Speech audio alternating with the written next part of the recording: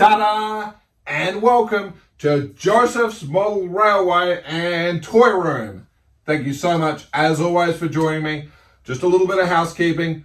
You don't need to like, follow, or subscribe to any of the videos I put out there. Just put them out there where I can. Have a holly jolly great time doing so. This video, back to the fiddle yard. Ta-da! And while it's in place and we saw all the track work on a previous one, now we've got to do a little bit more testing. We've got a nice locomotive and a rake of coaches up here. Will they go down there? Just as importantly, will they come back up again? Find out in today's episode. And while this isn't the final episode, don't expect us to have this completely filled up with all the trains in the bottom. We're still a little way away from that at the moment, but at least we're making a little bit of progress. You can see the progress. There's a mess of stuff in front of me, but let's get down to it and see what's going on.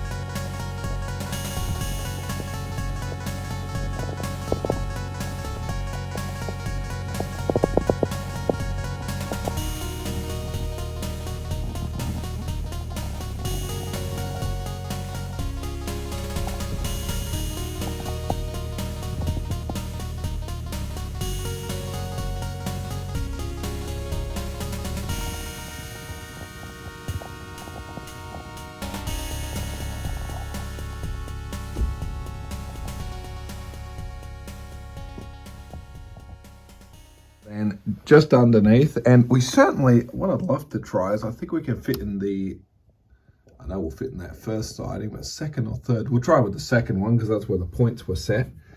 And apart from this pin that's here, which we can change out for something else, the only reason I'm mentioning this now is because of that auto coupler. If we just come in, you can see it does sit a bit low, but as I've mentioned earlier, I may swap these out and just put your traditional styled NEM couplers as featured on the rest of them.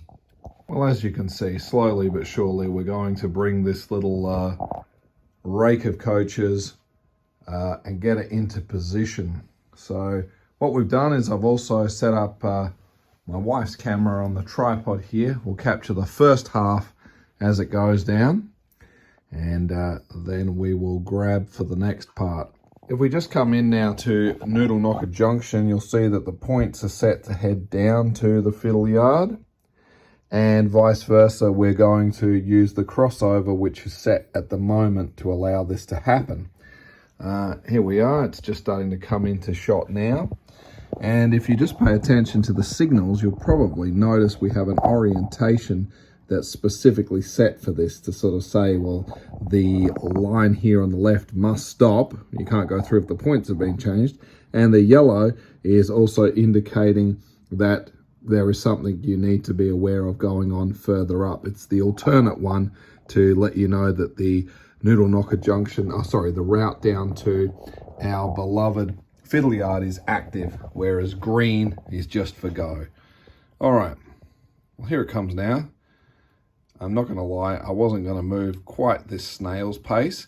And the reason why we're using another camera at the moment is because I'm going to control this locomotive through my phone.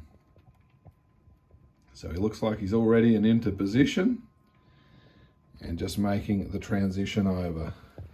So I will now prepare to swap you over to our other camera and resume control.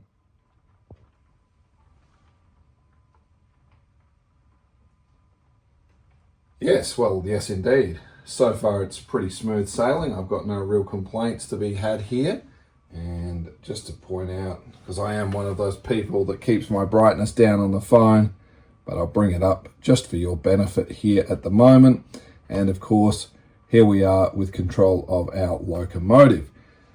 So it's not that I probably really am in wanting to get too much more speed going. Don't mind that. Probably just a bit of track cleaning because we haven't run this in a while. In fact, in the last running session, that crossover on those points has not been used. So, and this section of track for so those wondering what the pins are doing up here at the moment and why haven't we just got into gluing it? Well, I've still got a bit of work to do. And why I temporarily put this in the way it is, kept losing a lot of things, slipping and sliding down into that empty cavity here. So I'm just trying to get it closed up. And we'd obviously be bringing in a bit more speed as we're doing this, but being a first time, the pins,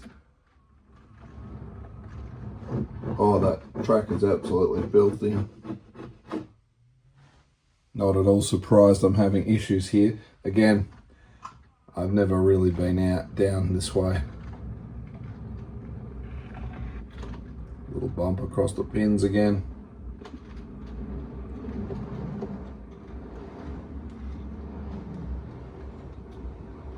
And here we go, disappearing. So let's pause you there. Probably a terrible spot. And we'll get the camera and pick you up again. Okay, let us carry on and see where we get to here.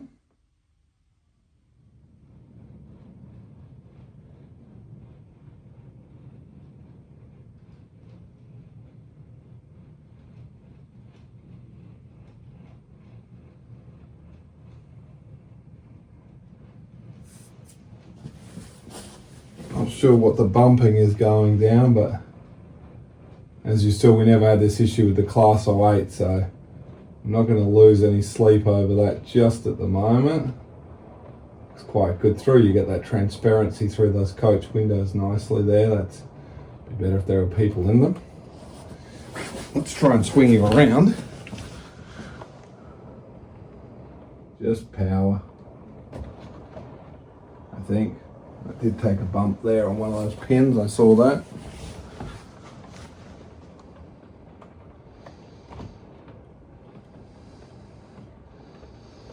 Again, we're only testing this at the moment. Oh, and I've forgotten what point that's heading into.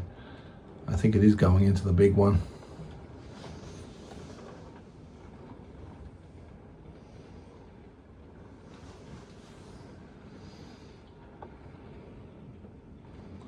And the reason we have control is I can stop it because we're yet to add buffer stops at the moment.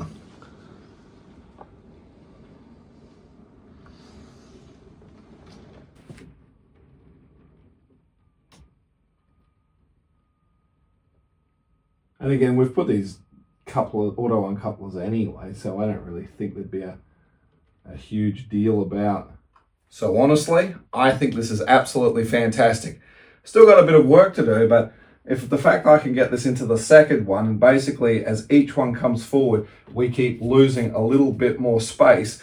Some of the sets I've got really aren't that big. So for example, the next one that may be sitting here would be the coming all the way out over to the end here. Could probably even get the LMS Stainer one with the custard cream. I've got 3 sets of coaches of that on the Master Cutler one. Or was it 4? I can't remember. But that would nicely fit there.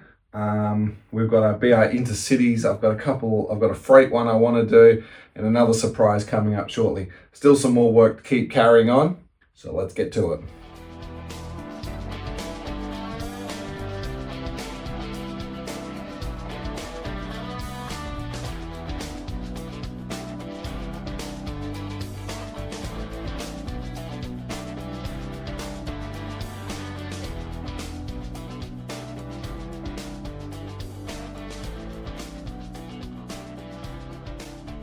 I never tire of this part.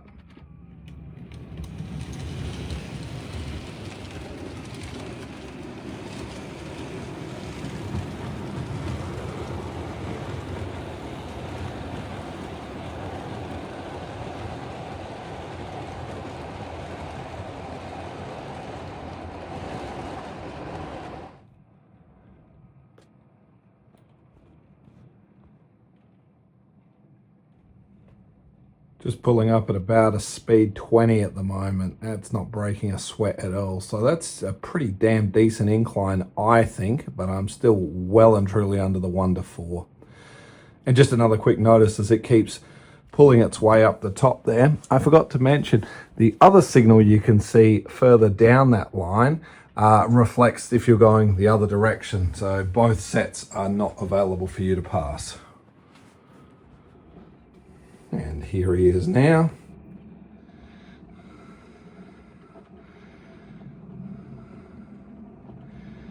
And I'm just going to return him back to the station. Not that you need to see that happening this evening. Just while I'm here, I should be able to just come in. You can clearly see that dirt is just terrible. But we never officially had done anything yet at the moment.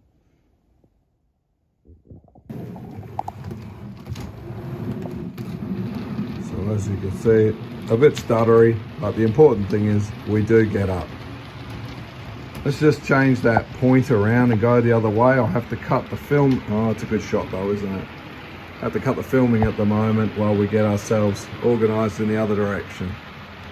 That locomotive is a little problematic, probably not the best one for demonstrating. Hence why I thought I might just share a quick bit of footage using a nearly 20-year-old Bachmann. All right, let's check out that signal. Green for that one, and the alternate route, which is amber. So let's make our way down.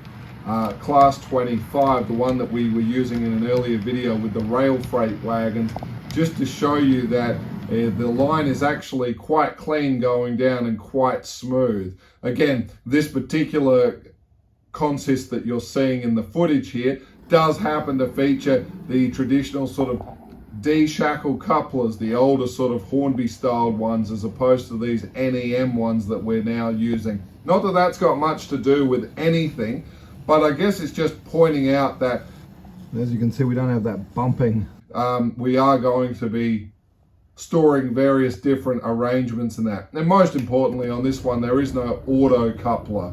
So what you see is what you're getting.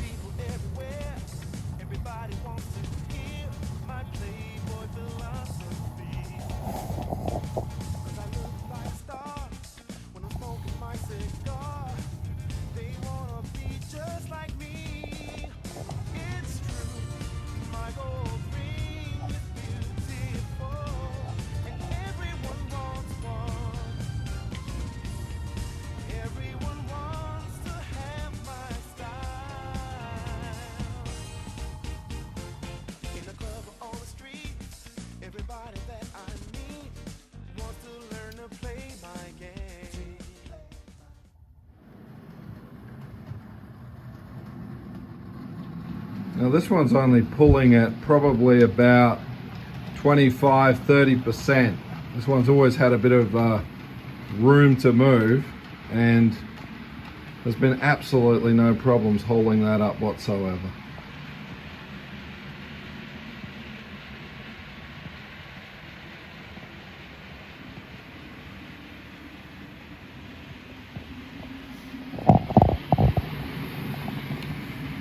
The original plan was to use these buffer stops. Now these are of course the Hornby R394 hydraulic buffer stops, which have that spring load to them, and I thought it was good because it took up minimum space, as you can see. However, there is the bit on the back that sticks out, so it's not that impressive, and I could modify them a bit, but the solution isn't quite what I was expecting. I think I may well leave these ones here for the moment because we've got the space and it's a long way to go down. However, I needed another solution.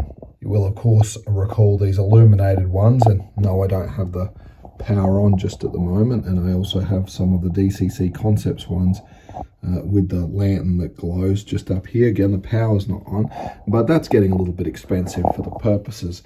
Then we have our traditional Hornby siding, and there's nothing wrong with this at all, other than just for the price that you're basically paying for this thing. I end up paying a bit over $5 Australian for one of these.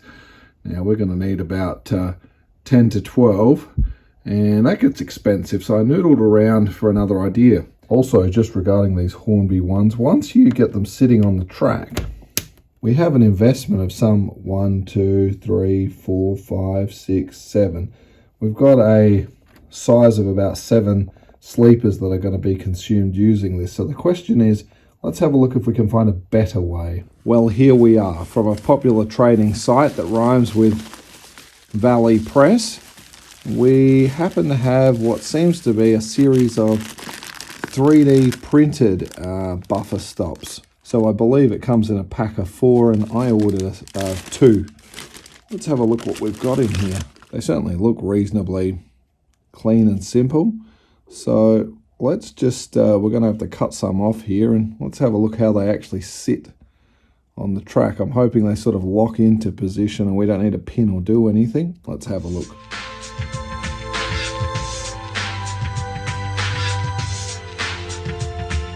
One, two, three, 4. So certainly it's probably the most elegant way I'm going to get into this position, and I think we're going to pop them down.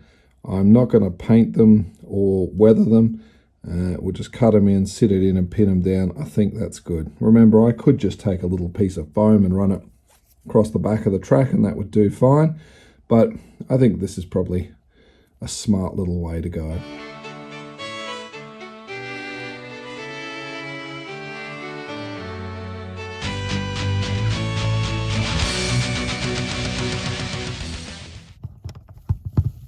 Give it a good push. That's definitely solid.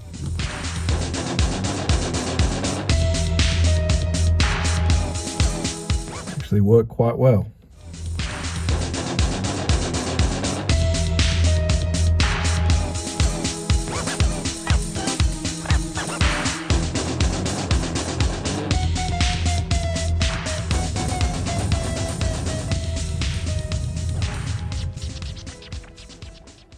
So just to clarify, yes, you just squeeze them onto the track and they're not going to get pushed back. They'll hold quite nicely. Well, there you go.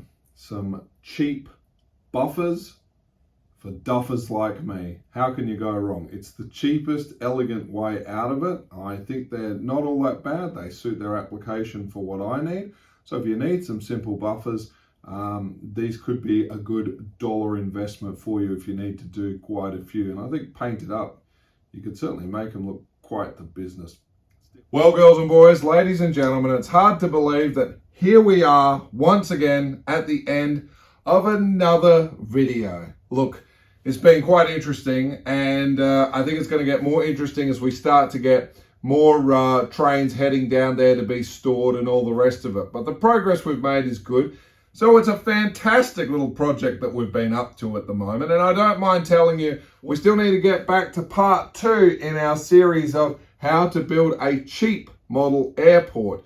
And we've been waiting nearly 2 years on that one. I hope to get back to that soon. But in the meantime, as always, please do stay safe, and I'll look forward to seeing you in that next one. Toodles!